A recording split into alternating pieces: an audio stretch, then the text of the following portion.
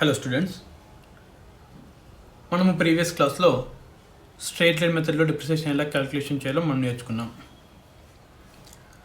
ఇప్పుడు return down value మెథడ్లో కూడా చూద్దాం. రిటర్న్ డౌన్ వాల్యూ మెథడ్ అంటే ఏంటి, రిటర్న్ డౌన్ వాల్యూకి స్ట్రైట్ లైన్ మెథడ్కి ఉన్న డిఫరెన్స్ ఏంటో మనం ఫస్ట్ చూద్దాం. దాని తర్వాత దాన్ని ఎలా క్యాలిక్యులేషన్ చేయాలో కూడా చూద్దాం. అయితే ఇప్పుడు ఫర్ ఎగ్జాంపుల్ ఒక ఎగ్జాంపుల్ తీసుకొని మీకు ఎక్స్ప్లెయిన్ చేస్తూ వస్తానండి, ఓకేనా? అయితే దీంట్లో ఫస్ట్ మనము స్ట్రైట్ లైన్ మెథడ్లోనే ఒక ఎగ్జాంపుల్ తీసుకున్నాము. దాన్ని బేస్ చేసుకొని దానికి దీనికి తేడా ఏంటో మనం చెప్తాం. ఇప్పుడు ఒక మెషిన్ కాస్ట్ వచ్చేసి 1 lakh ఉంది, ఎస్టిమేటెడ్ లైఫ్ 5 years ఉంది, స్క్రాప్ వాల్యూ 10,000 ఉంది. డిప్రిసియేషన్ వచ్చేసి స్ట్రైట్ లైన్ మెథడ్లో క్యాలిక్యులేషన్ చేయాలి.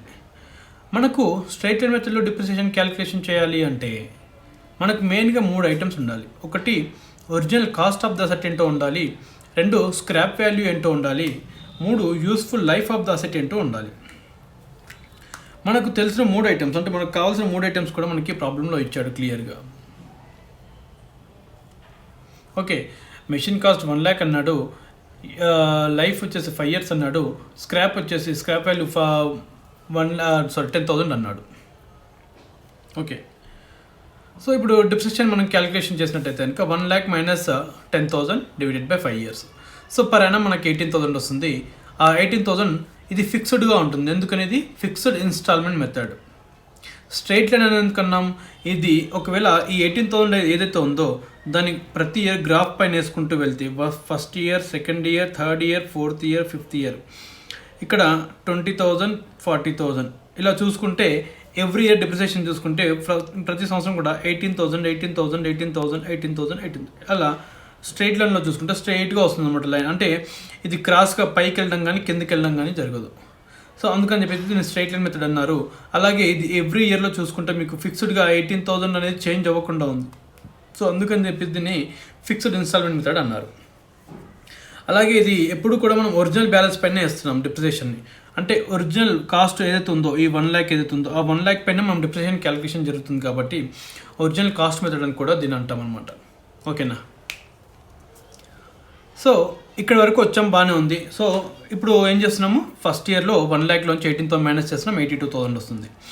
82,000-లోంచి మళ్ళీ 18,000 మైనస్ చేస్తున్నాం, 64,000. అంటే ఇది ఇయర్ స్టార్టింగ్లో ఉన్న ఓపెనింగ్ బ్యాలెన్స్, ఇది ఇయర్ ఎండింగ్కి దాన్ని వాడుకున్న తర్వాత, అంటే దాంట్లో 18,000 వర్త్ వాల్యూ మనం వాడేసుకుంటున్నాం. ఇయర్ ఎండింగ్కి వచ్చేసరికి 82,000 మిగులుతుంది. అలాగే సెకండ్ ఇయర్ ఎండింగ్కి 64,000 మిగులుతుంది. థర్డ్ ఇయర్ ఎండింగ్కి 46,000 మిగులుతుంది. అట్లా ఏ ఇయర్కి ఆ ఇయర్ అలా తగ్గుతూ వస్తుందన్నమాట. అలా తగ్గినప్పటికీ మనం డిప్రిసియేషన్ ఛార్జ్ చేయడం మాత్రం ఈ 1 lakh పైన ఛార్జ్ చేస్తాం, అంటే ఒరిజినల్ కాస్ట్ అవుతుందో దానిపైన. అయితే ఇప్పుడు ఈ బ్యాలెన్స్ ఏదైతే ఉందో క్లోజింగ్ బ్యాలెన్స్, దీన్ని రిటర్న్ డౌన్ వాల్యూ అంటారు. ఎందుకంటే ఒరిజినల్ కాస్ట్లోంచి డిప్రిసియేషన్ మైనస్ చేసి ఒరిజినల్ కాస్ట్ని తగ్గిస్తున్నాం అన్నమాట. Written down to its value. ఇక్కడ ఏ వాల్యూకి మనం రిటర్న్ డౌన్ చేస్తున్నామంట, after utilisation of current year ఎంతైతే దాన్ని వాడుతున్నామో అంత బ్యాలెన్స్ మనం తగ్గించేస్తున్నాం. దాంట్లోంచి తగ్గించేసిన తర్వాత వచ్చిన బ్యాలెన్స్ ఏదైతే ఉందో అది రిటర్న్ డౌన్ వాల్యూ అంటాం. ఓకేనా? సో ఇప్పుడు మనం మాట్లాడుకునే నెక్స్ట్ మెథడ్ ఏదైతే ఉందో అది రిటర్న్ డౌన్ వాల్యూ మెథడ్. అంటే ఇక్కడ ఏం చేస్తున్నాం, మనం ప్రతి సంవత్సరం కూడా 1 lakh పైన డిప్రిసియేషన్ ఛార్జ్ చేస్తున్నాం కాబట్టి ఇది ప్రతి సంవత్సరం 18,000 వస్తుంది. ఇక్కడ ఏం చేస్తామంట, ఇప్పుడు 1 lakh పైన ఫస్ట్ ఇయర్ చేస్తాం, 18,000 వచ్చింది. సెకండ్ ఇయర్ 82,000 పైన చేస్తాము, అప్పుడు ఇది బ్యాలెన్స్ తగ్గుతుంది అనమాట. దాని తర్వాత మళ్ళీ ఇక్కడ వచ్చిన బ్యాలెన్స్తో మళ్ళీ చేస్తాము, మళ్ళీ తగ్గుతుంది బ్యాలెన్స్. సో డిప్రిసియేషన్ అనేది బ్యాలెన్స్ తగ్గుతూ వస్తుంటుంది. ఓకేనా?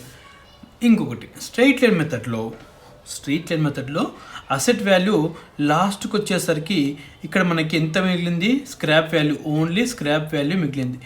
ఒకవేళ ఇక్కడ స్క్రాప్ వాల్యూ లేదనుకోండి, అజ్యూమ్ చేసుకోండి ఇక్కడ స్క్రాప్ వాల్యూ లేదనుకోండి, అప్పుడు మిషన్ కాస్ట్ 1 lakh ఉంది కాబట్టి ప్రతి సంవత్సరం కూడా మనం 20,000 ఛార్జ్ చేసేవాళ్ళం డిప్రిసియేషన్. అప్పుడు లాస్ట్కి వచ్చేసరికి 0 అయిపోయేది. అంటే స్ట్రైట్ లైన్ మెథడ్లో మీరు డిప్రిసియేషన్ క్యాలిక్యులేషన్ చేస్తే కనుక ఇయర్ అంటే ఎస్టిమేటెడ్ యూస్ఫుల్ లైఫ్ అయిపోయే టైంకి అది ఏదర్ స్క్రాప్ వాల్యూ అయినా మిగిలిపోయి ఉంటుంది లేదా 0 అయినా ఉంటుంది. ఓకేనా? సో ఇది ఇక్కడ వరకు బాగానే ఉంది. అయితే ఇంకొకటి వాదన ఏంటంటే, సార్ మీరంతా చెప్పారు బాగానే ఉంది ఇది, అయితే నేను ఒక బైక్ కొన్నానండి, దాని వాల్యూ కూడా 1 lakh ఉంది, అది కూడా 5 years నడుస్తుందని చెప్పారు, స్క్రాప్ వాల్యూ 10,000 అని చెప్పారు. సో ఇదే వాల్యూస్ ఏవైతే ఉన్నాయో అవే వాల్యూస్ మనం బైక్కి కూడా చెప్పుకుంటున్నాం ఇప్పుడు. సార్ అయితే బైక్ నడిపేటప్పుడు ఫస్ట్ ఇయర్లో రిపేర్స్ తక్కువ ఉంటాయి కదా సార్, రిపేర్స్ తక్కువ ఉంటాయి కాబట్టి మీరు డిప్రిసియేషన్ ఎక్కువ వేసినా పర్వాలేదు. అదే సెకండ్ ఇయర్కి వచ్చేసరికి డిప్రిసియేషన్తో పాటుగా రిపేర్స్ కూడా పెరుగుతాయి కదా సార్. అంటే ఫస్ట్ ఇయర్లో బండి కొత్తగా ఉంది కాబట్టి మనం దానిపైన రిపేర్స్ ఏమి ఉండవు. సెకండ్ ఇయర్లో రిపేర్స్ అనేది స్టార్ట్ అవుతుంది. సెకండ్ ఇయర్లో ఒక 5,000 రిపేర్స్ ఉన్నాయనుకోండి, థర్డ్ ఇయర్కి వెళ్ళే వరకు 7,500 అవుతుంది. అదే ఫోర్త్ ఇయర్కి వెళ్ళేసరికి 10,000 అవుతుంది. అంటే రిపేర్స్ ఎవ్రీ ఇయర్, అంటే మిషన్ ఇప్పుడు ఎప్పుడైతే పాతగా అయిపోతూ ఉందో, అంటే ఇప్పుడు బండి ఫస్ట్ ఇయర్ నడిపారనుకోండి, దానికి పెద్దగా మెయింటెనెన్స్ అంటే జస్ట్ వీక్లీ మంత్లీ ఏదైతే ఉంటుందో ఆ మెయింటెనెన్స్ వస్తుంది. నెక్స్ట్ ఇయర్కి వెళ్ళేసరికి దాంట్లో ఇంజన్లో చిన్నగా ఏదైనా పార్ట్ పాడైపోవడమో, క్లచ్లు పోవడమో, లేకపోతే గేర్స్ పోవడమో, లేకపోతే టైర్స్ పోవడమో జరుగుతుంది. థర్డ్ ఇయర్లో షాక్ అబ్జర్వ్స్ పోవడమో, లేకపోతే ఇంకేదో మేజర్ పార్ట్ పోవడమో జరుగుతుంది. సో అంటే అట్లా మిషన్ నడిచిన కొద్దీ, దాని లైఫ్ పెరిగిన కొద్దీ దాంట్లో తగ్గిపోతుంటుంది అనమాట. అప్పుడు మనం రిపేర్ కోసం ఖర్చు ఎక్కువ పెట్టాల్సి వస్తుంది. అప్పుడు ఇక్కడ 18,000 పెట్టి ఇక్కడ ఈ ఖర్చు పెట్టేస్తే ప్రాఫిట్ అండ్ లాస్ అకౌంట్లో అమౌంట్ ఎంత అవుతుందండి? అంటే ఆల్మోస్ట్ డబల్ అమౌంట్ ఛార్జ్ చేస్తున్నాం. అంటే ప్రాఫిట్ అండ్ లాస్ అకౌంట్లో మనము అమౌంట్ ఎక్కువగా ఛార్జ్ చేయడం వల్ల మ్యాచింగ్ ప్రిన్సిపల్ దెబ్బతింటుంది. ఎందుకని? ఇప్పుడు నిజానికి డిప్రిసియేషన్ ఏమో ఎక్కువ ఛార్జ్ చేసేస్తున్నారు, అలాగే రిపేర్స్ కూడా ఎక్కువ పడిపోతున్నాయి. కాబట్టి ప్రాఫిట్ అండ్ లాస్ అకౌంట్కి వెళ్ళేసరికి అమౌంట్ ఏమవుతుంది? పెరిగిపోయి ప్రాఫిట్ అండ్ లాస్ అకౌంట్కి వెళ్తుంది. సో ఇప్పుడు నెక్స్ట్ వచ్చే వారి వాదన ఏంటంటే, లేదు అలా చేయకండి, డిప్రిసియేషన్ని మీరు ఎప్పటికప్పుడు దాన్ని అడ్జస్ట్ చేస్తూ ఉండండి. ఎలా అడ్జస్ట్ చేయాలట? ఈ రిపేర్స్కి దానికి ఒక సమన్వయం జరిగేలా అడ్జస్ట్ చేయండి అంటాడు. అంటే ప్రతి సంవత్సరము ఈ వాల్యూ ఏదైతే ఉందో ఆ వాల్యూ, అంటే ఇప్పుడు ఒరిజినల్ కాస్ట్ పైన తీసుకోకుండా ఇలా తగ్గిస్తున్నారు కదా, ఆ తగ్గించిన వాల్యూ పైన మీరు డిప్రిసియేషన్ ఛార్జ్ చేయండి. సో దట్ డిప్రిసియేషన్ అమౌంట్ తగ్గుతుంటుంది, రిపేర్స్ అమౌంట్ పెరుగుతూ ఉంటుంది. ఇప్పుడు ఫర్ ఎగ్జాంపుల్, ఇప్పుడు మీరు ఈ ఎగ్జాంపుల్లో చూసుకున్నట్టయితే కనుక,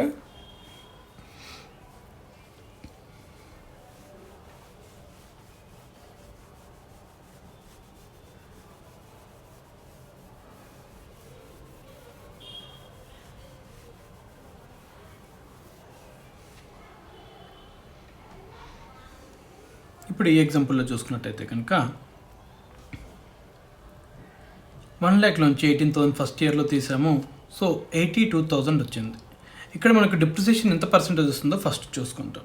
డిప్రిసియేషన్ వచ్చే పర్సెంటేజ్ మనకి 18% వస్తుంది. మనకి WDVలో మెయిన్ ఏంటంటే percentage of depreciation. So 18% depreciation వచ్చింది కాబట్టి ఆ డిప్రిసియేషన్ పర్సంటేజ్ మనం తీసేసుకుంటాం. ఇప్పుడు 82,000 వచ్చింది కదా, 82,000 పైన మీరు 18% క్యాలిక్యులేట్ చేయండి. ఓకే, కమాన్ క్యాలిక్యులేట్.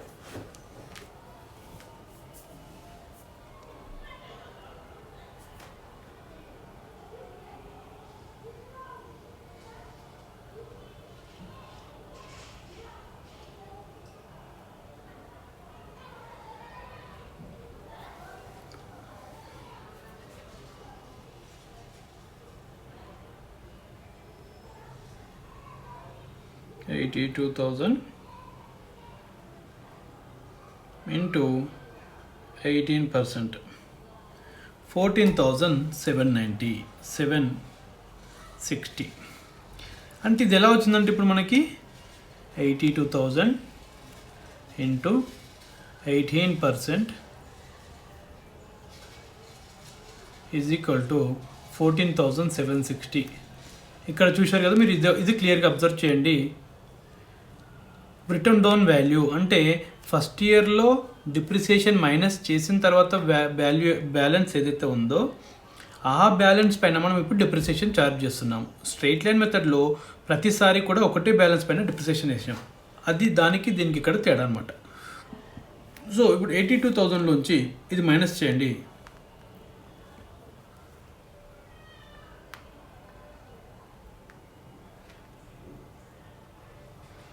67,240.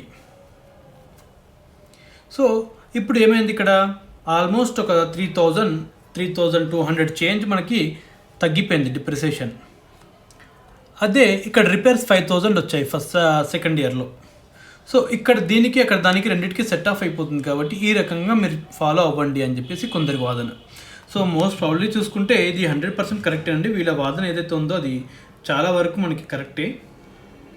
సో థర్డ్ ఇయర్లో మనకి 67,240 వస్తుంది కాబట్టి 67,240 ఇంటూ 18% డివైడెడ్ బై 100, 12,103. సో ఇప్పుడు దీన్ని ఆ వాల్యూలోంచి మళ్ళీ మైనస్ చేయండి. 67,240లోంచి 55,136. ఓకేనా? ఇప్పుడు అదే బ్యాలెన్స్ ఇక్కడ తీసుకుంటామండి. 55,136. 55,136 పైన మళ్ళీ 18% ఛార్జ్ చేయండి. 9,924.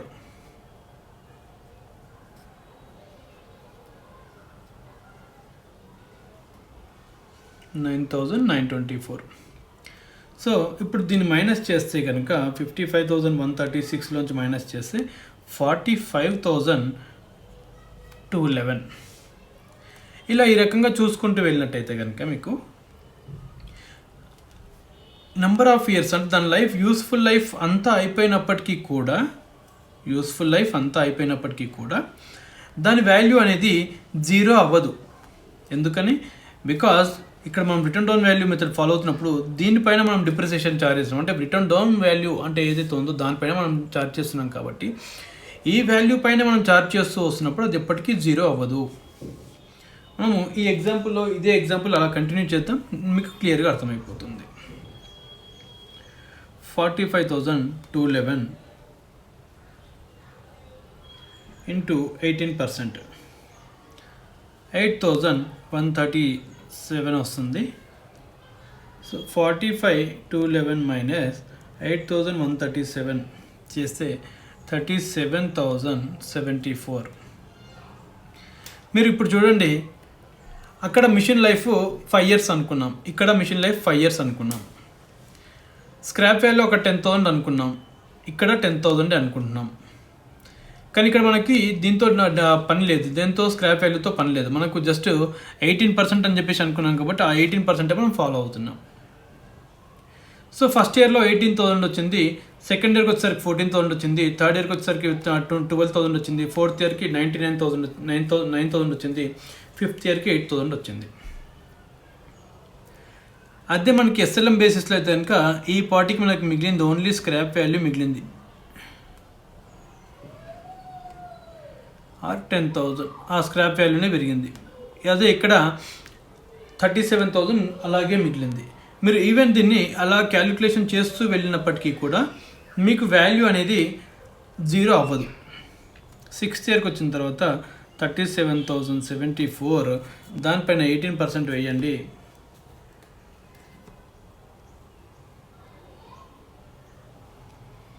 6,673.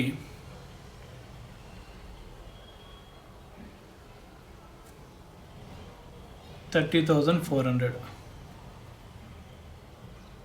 30,400 into 18%, 5,472.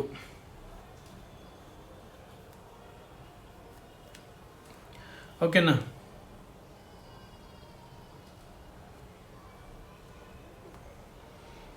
24,928. సో ఈ రకంగా వాల్యూ మిగులుతూనే ఉంటుందండి. దానికి మీరు ఎంతవరకు వెళ్ళినా కూడా దానికి వాల్యూ అనేది లాస్ట్కి అంతా అయిపోయిన తర్వాత మీకు అట్లీస్ట్ 1 రూపీ అయినా సరే అలాగే మిగిలిపోతూ ఉంటుంది అనమాట. అసెట్ అకౌంట్లో 1 రూపీ అయినా సరే అలాగే మిగిలిపోయి ఉంటుంది.